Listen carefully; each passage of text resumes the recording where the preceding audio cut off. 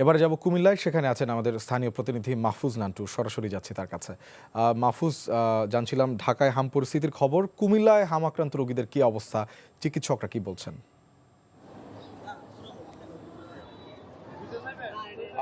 শোভন, আমি যদি প্রথমে বলি যে আমি কিছুক্ষণ আগে কুমিল্লা মেডিকেল কলেজ হাসপাতালের পরিচালকের সাথে কথা বলেছি।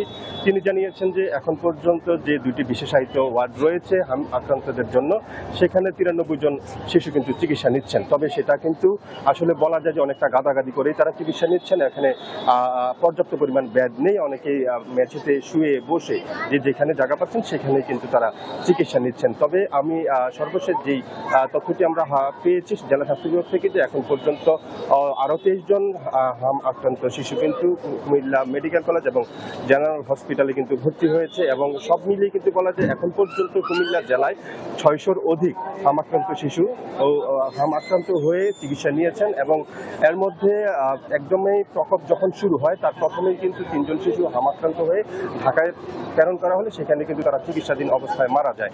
যে বিষয়টি এখন বলা দরকার সেটা হচ্ছে যে কুমিল্লায় যেসব শিশু এখন হামে আক্রান্ত রয়েছে তারা কিন্তু গত 1.5 বছরে হামের টিকা না পাওয়ার কারণে কিন্তু এখন এইটার প্রকোপ বেড়েছে বলে জানিয়েছেন কুমিল্লার যে জেলা স্বাস্থ্য বিভাগ এবং কুমিল্লা মেডিকেল কলেজের পরিচালক। তারা জানিয়েছেন গত 1.5 বছরে টিকা না পাওয়াই কিন্তু হামের প্রাদুর্ভাবটা আবার বেড়েছে এবং এই সাথে সাথে কিন্তু অন্যান্য রোগেরও কিন্তু শিশুরা আক্রান্ত হচ্ছে।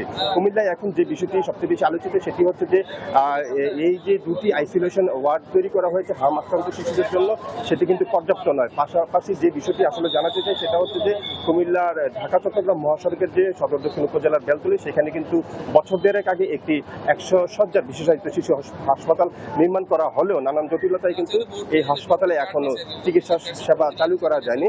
কুমিল্লা সহ আশেপাশের 2-1টা জেলার মানুষ কিন্তু এই শিশু হসপিটালটিতে সেবা নিতে পারত যদি সেটি চালু হতো। এই মহামারীর সময়ে এখন এই হসপিটালটি চালু না হয় কিন্তু কুমিল্লা যে মেডিকেল কলেজ হাসপাতাল রয়েছে সেখানে কিন্তু রোগীদের চাপ বাড়ছে। কুমিল্লা মেডিকেল কলেজের পরিচালক বলেছেন যে তাদের লজিস্টিক সাপোর্ট সহ তাদের জনবল কম থাকায় কিন্তু চিকিৎসা সেবা চালিয়ে যাওয়া সম্ভব হচ্ছে না।